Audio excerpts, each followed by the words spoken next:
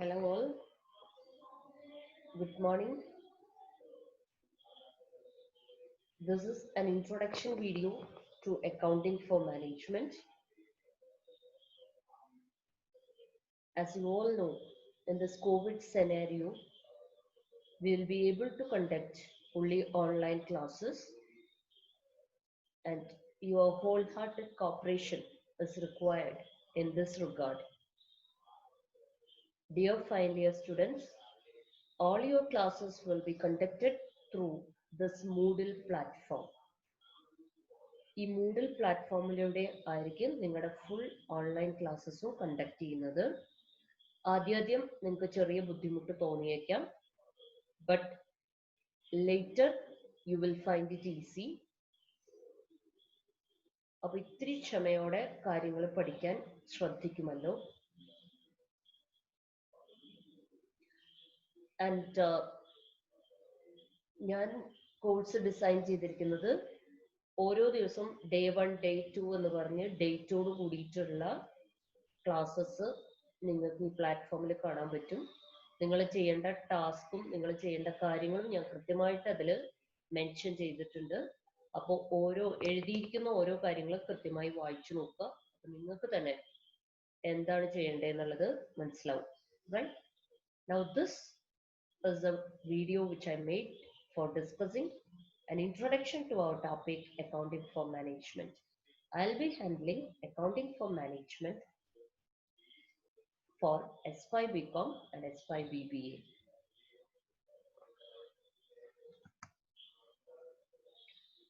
And you have already studied financial accounting and cost accounting in your previous classes. And accounting for management is actually an extension to this financial accounting and management accounting.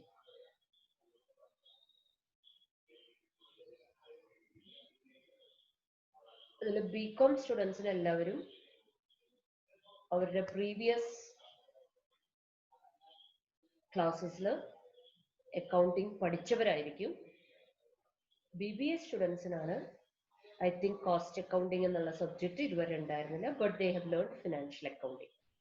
അപ്പൊ നമ്മൾ പുതുതായി പഠിക്കാൻ പോകുന്ന ഈ management accounting എന്ന പുതിയ branch of accounting നിങ്ങൾക്ക് അറിയണമെന്നുണ്ടെങ്കിൽ ഫസ്റ്റ് നിങ്ങൾ ഫിനാൻഷ്യൽ അക്കൗണ്ടിങ്ങിനെയും കോസ്റ്റ് അക്കൗണ്ടിങ്ങിനെ കുറിച്ച് ചെറുതായിട്ട് ഒരു ബേസിക് കാര്യങ്ങൾ അറിഞ്ഞിരിക്കണം.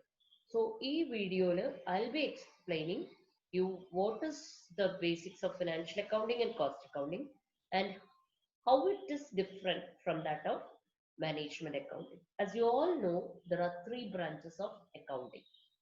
നമ്മൾ ഏറ്റവും ബേസിക് ആയി പറയുന്നത് ഫിനാൻഷ്യൽ അക്കൗണ്ടിംഗ് ആണ്. പണ്ട് തൊട്ടേ ഉണ്ടായിരുന്ന ഒരു അക്കൗണ്ടിംഗ് സംവിധാനമാണ് ഫിനാൻഷ്യൽ അക്കൗണ്ടിംഗ് എന്ന് പറയുന്നത്. in which generally what you do is you will be collecting the quantitative data and organizing it in a structured way, and later you will be recording it.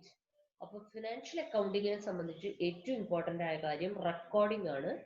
വളരെ ചിട്ടയായ രീതിയിൽ അല്ലെങ്കിൽ ഒരു systematic ആയ രീതിയിൽ collect ചെയ്യുന്ന ഫിനാൻഷ്യൽ ഡാറ്റ റെക്കോർഡ് ചെയ്യപ്പെടുന്ന ഒരു സംവിധാനമാണ് ഫിനാൻഷ്യൽ അക്കൗണ്ടിങ് എന്ന് പറയുന്നത്. അത് നമ്മൾ പഠിച്ചതാണ്, നമുക്കറിയാം. നമ്മൾ എവിടുന്ന് തുടങ്ങും? ഇപ്പോ ജേർണലിൽ നിന്ന് സ്റ്റാർട്ട് ചെയ്യുകയാണെങ്കിൽ ജേർണൽ എൻട്രി ഒക്കെ വെച്ച് ജേർണലിൽ നിന്ന് സ്റ്റാർട്ട് ചെയ്ത് ലെഡ്ജർ പ്രിപ്പയർ ചെയ്ത് ലെഡ്ജർ അക്കൗണ്ട്സിന്റെ ബേസിസിൽ ട്രയൽ ബാലൻസ് പ്രിപ്പയർ ചെയ്ത് ആ ട്രയൽ ബാലൻസസിന്റെ ബേസിസിൽ നമ്മൾ ഫൈനൽ അക്കൗണ്ട്സ് പ്രിപ്പയർ ചെയ്യുന്ന ഒരു സംവിധാനമാണ് ഫിനാൻഷ്യൽ അക്കൗണ്ടിങ്ങിലുള്ളത്. റൈറ്റ് നൗ കോസ്റ്റ് അക്കൗണ്ടിങ് എന്ന് പറഞ്ഞാൽ കുറച്ചുകൂടി പുതിയൊരു ബ്രാഞ്ച് ഓഫ് അക്കൗണ്ടിങ് ആണ്. Cost accounting is applicable for certain type of companies. അതാണ് നമ്മൾ മനസ്സിലാക്കേണ്ടത്. എല്ലാ കമ്പനീസിനും കോസ്റ്റ് അക്കൗണ്ടിങ് വേണമെന്ന് നിർബന്ധമില്ല. കമ്പനീസ് ആക്ട് അനുസരിച്ച് particular list of companies, there is a list of companies who should compulsory prepare cost accounting statements. എല്ലാ കമ്പനീസും prepare ചെയ്യണം നിർബന്ധമില്ല. പക്ഷെ ഫിനാൻഷ്യൽ അക്കൗണ്ടിങ് അങ്ങനെയല്ല, എല്ലാ കമ്പനീസും നിർബന്ധമായി പ്രിപ്പയർ ചെയ്യണം. പക്ഷെ കോസ്റ്റ് അക്കൗണ്ടിങ് കൂടുതലായിട്ടും ഈ മാനുഫാക്ചറിങ് കൺസേൺസ്, കൺസ്ട്രക്ഷൻ റിലേറ്റഡ് ആയ കമ്പനീസ്, അങ്ങനെ പെർട്ടിക്കുലർ കാറ്റഗറി ഓഫ് കമ്പനീസ് ആണ് കോസ്റ്റ് അക്കൗണ്ടിങ് പ്രിപ്പയർ ചെയ്യുന്നതും. അതുകൊണ്ട് തന്നെ നിങ്ങൾക്ക് അറിയാം അങ്ങനത്തെ കമ്പനികളിലാണ് കൂടുതലായിട്ട് കോസ്റ്റ് അക്കൗണ്ടന്റ് എന്നുള്ള പോസ്റ്റ് വരുന്നത്. അപ്പൊ നമ്മൾ CMA പോലുള്ള കോഴ്സ് ഒക്കെ ചെയ്യുകയാണെങ്കിൽ നമുക്ക് കൂടുതൽ സ്കോപ്പ് ഉള്ളത് ഈ കോസ്റ്റ് അക്കൗണ്ടിങ് ഉള്ള കമ്പനികളിലാണ്. അപ്പൊ കോസ്റ്റ് അക്കൗണ്ടിങ്ങിന്റെ പ്രത്യേകത കോസ്റ്റ് കൺട്രോൾ ആണ്. It is a mechanism which is use to control the cost. Ultimate objective is to control the cost. Cost കൃത്യമായിട്ട് അലോക്കേറ്റ് ചെയ്യുകയും ഡിസ്ട്രിബ്യൂട്ട് ചെയ്യുകയും എന്നിട്ട് അത് കോസ്റ്റ് കൺട്രോൾ ചെയ്യാനുള്ള മെഷേഴ്സ് എടുക്കുകയും ചെയ്യുന്നതാണ് കോസ്റ്റ് അക്കൗണ്ടിങ് എന്ന് പറയുന്നത്. ബട്ട് മാനേജ്മെന്റ് അക്കൗണ്ടിങ് കുറച്ചുകൂടി recent developed branch of accounting ആണ്. So financial accounting, cost accounting, then comes the management accounting. കാരണം മാനേജ്മെന്റ് അക്കൗണ്ടിങ് ചെയ്യണമെന്നുണ്ടെങ്കിൽ നമ്മൾക്ക് ബേസിക് ആയിട്ട് ഫിനാൻഷ്യൽ അക്കൗണ്ടിങ്ങും കോസ്റ്റ് അക്കൗണ്ടിങ്ങും ഉണ്ടായിരിക്കണം. ഇതൊന്നുമില്ലാത്ത ഐദർ ഫിനാൻഷ്യൽ അക്കൗണ്ടിങ് കൃത്യമായിട്ട് ഉണ്ടായിരിക്കുന്ന ഉള്ള ഒരു കമ്പനി ആയിരിക്കണം, അല്ലെങ്കിൽ കോസ്റ്റ് അക്കൗണ്ടിങ് കൃത്യമായിട്ടുള്ള ഒരു കമ്പനി ആയിരിക്കണം.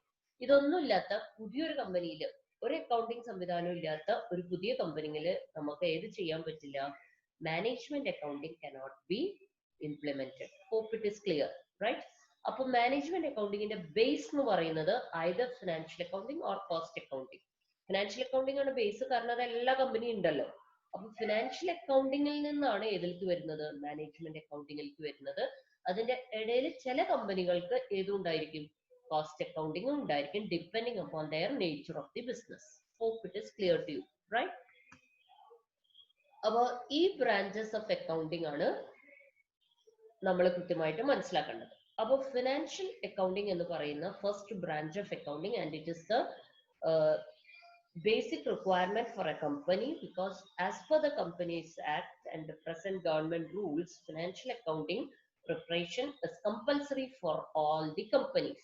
അതിനു വേണ്ടിയിട്ടാണ് നിങ്ങൾ കേട്ടിട്ടുണ്ടാവും IFRS എന്ന് പറഞ്ഞ financial reporting standards, international financial reporting സ്റ്റാൻഡേർഡ്സുമായിട്ട് ടൈപ്പ് ചെയ്തുകൊണ്ട് ഒരു uniform nature of preparing the financial statements is made now. അപ്പൊ നിങ്ങൾ പഠിച്ച പേപ്പർ ആയിരിക്കും, അപ്പൊ നിങ്ങൾക്ക് കുറച്ചുകൂടി ഇത് കൃത്യമായിട്ട് അറിയാം എന്താണ് IFRSന്റെ ഇമ്പോർട്ടൻസ് എന്നുള്ളത്. എന്നാലും ഞാനൊന്ന് അതിന്റെ ബേസിക്സ് പറയാം. ഫിനാൻഷ്യൽ അക്കൗണ്ടിങ് നിങ്ങൾക്ക് എല്ലാവർക്കും അറിയുന്ന പോലെ now it is modified as accounting information system. പണ്ടത്തെ പോലെ ഒരു ക്ലർക്ക് ഇരുന്നിട്ട് ജേർണൽ ഉണ്ടാക്കുക, ലെഡ്ജർ ഉണ്ടാക്കുക, അങ്ങനത്തെ ഒരു സംവിധാനം ഇപ്പൊ ഇല്ലല്ലോ. ഇപ്പൊ നമ്മൾ കൂടുതലായിട്ട് യൂസ് ചെയ്യുന്നത് കൂടുതലായിട്ട് യൂസ് ചെയ്യുന്നത് കമ്പ്യൂട്ടറൈസ്ഡ് മെത്തേഡ്സ് ആണ്. അപ്പൊ ഈ കമ്പ്യൂട്ടറൈസ്ഡ് മെത്തേഡ്സ് ആയതുകൊണ്ട് തന്നെ ഇപ്പൊ നമ്മൾ ഫിനാൻഷ്യൽ അക്കൗണ്ടിങ്ങിനെ ഒന്ന് ഫ്രെയിം ചെയ്തിട്ട് you call it as accounting information system, where you will be collecting all the data, organizing it and recording it. പണ്ട് ചെയ്തിരുന്ന സെയിം സ്റ്റെപ്പ് തന്നെയാണ് കളക്ട്, ഓർഗനൈസ് ആൻഡ് റെക്കോർഡ്സ്. അതാണ് 3 ഇമ്പോർട്ടൻറ്റ് സ്റ്റെപ്സ്.